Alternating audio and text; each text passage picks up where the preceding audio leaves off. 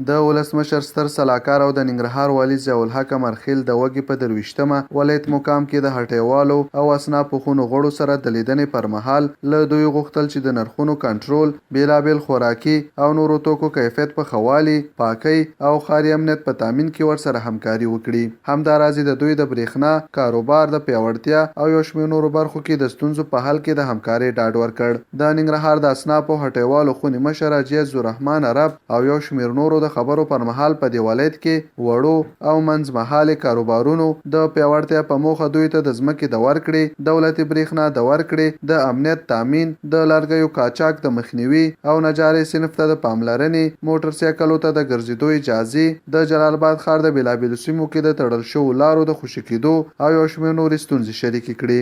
دوی همداراز په ټولو ملي او نورو پروګرامونو کې د ولایتي ادارې سره د همکارۍ ډاډ ورکړ. موږ د کوچنی او متوسط سکتور نه نمایندګي کوو چې تقریبا موږ 23,000 هټۍ موږ په 9 ناحیو کې جناب والي صاحب لرو فعالیت کوي. نو ستاسو هم هیله دا دی چې موږ د دولت د خدمات د پوښښ لاندې ونیسئ تر څو موږ دغه کوچنی او متوسط سکتور خصوصي په ښه ودرو.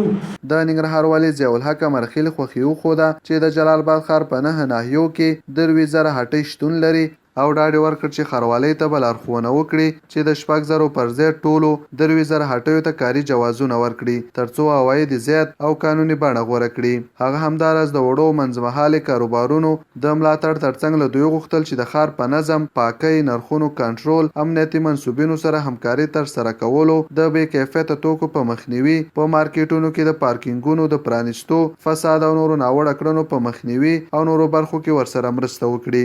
نظام په ټوله کې مکلفیت د دې لري چې د خپل ولس تجار، کسبګر او د هغه قشر ترڅنګ ودرېږي چې په ټولنه کې زحمت باسي.